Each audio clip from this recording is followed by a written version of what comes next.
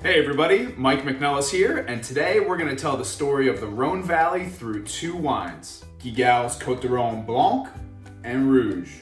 The Rhône Valley is located in the southeast corridor of France and is split into two distinct areas, the Northern Rhône and the Southern Rhône.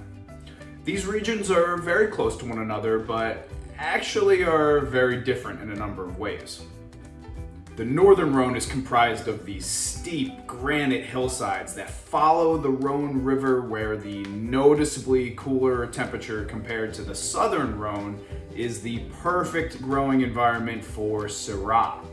So perfect, in fact, that it is the only red wine grape permitted to be grown in the Northern Rhône. So if you see a wine that has an appellation like Côte Rôtie, Hermitage, or Saint Joseph on the label, you can expect a pure expression of Syrah, showing a combination of ripe and tart black fruits, highly expressive violet character, and a distinct black pepper and smoked meat quality. Quick fun fact / asterisk to this law. Côte Rôtie actually allows for a percentage of a white grape called Viognier to be co-fermented with the Syrah. This adds aromatic lift and, believe it or not, actually brings out a deeper color in the wine. Viognier makes an extremely expressive wine that is bursting with sweet white flowers, peaches, and herbs.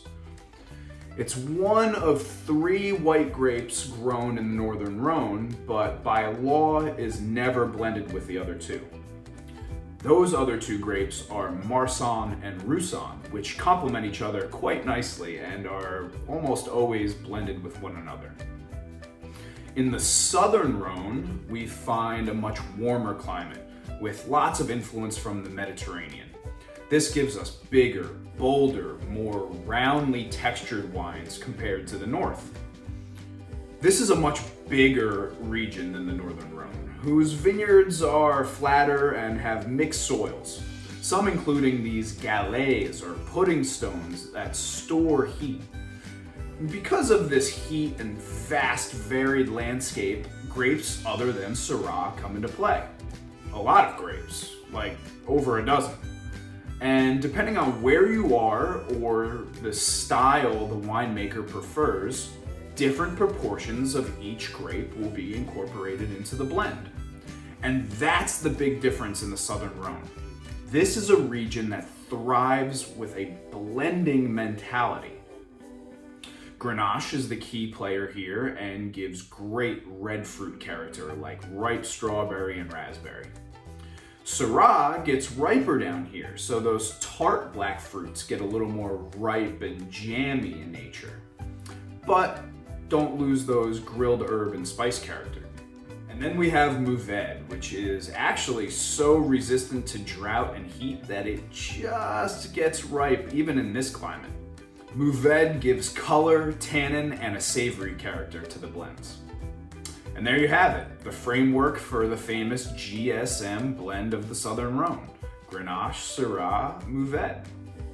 These 3 complement each other so well that by law, they have to make up at least 70% of a Côte de Rhône Rouge. And for the Côte de Rhône Blancs, it's the same story, a blended wine. The Marsanne and Roussanne that we find in the north usually dominate the blends here, along with some other southern specialties like Mort Blanc, Claret, and Grenache Blanc. And then a little Viognier usually gets sprinkled in. And this is the perfect time to explain why we chose these wines to tell the entire Rhône Valley story. Guigal is a legendary producer in the area, but their specialty is in the appellations of the Northern Rhône. And like we said before, the Côte de Rhône blends are a product of the vineyards, but also the winemaker's preference. So the Blanc, instead of being led by Marsanne and Roussanne, is actually dominated by Viognier, the grape specific to the appellation of Condrieu in the north, a wine that Guigal has set the standard of flavor and quality for. And in the Rouge, we would expect Grenache to dominate like most Côte de Rhônes, but guess what grape it actually is? That's right, Syrah, the only red wine grape permitted in the north. Let's give them a try.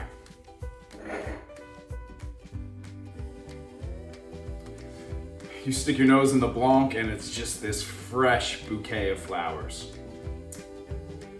Search beyond the florals and you get this orange oil, ripe yellow peach, kiwi, and even river rocks coming out. Wow, complexity is through the roof on this wine. Everything on the nose we find on the palate, plus a lot more. A lot of this is the Viognier showing through at 60% of the blend. The other 40% includes all the classics. Marsanne, Roussanne, Claret, Grenache Blanc, or Blanc. They're all there. These add the vibrancy and freshness to the Viognier, a grape that classically has a round, oily texture. And the alcohol is up there on this wine, clocking it at 14.5%.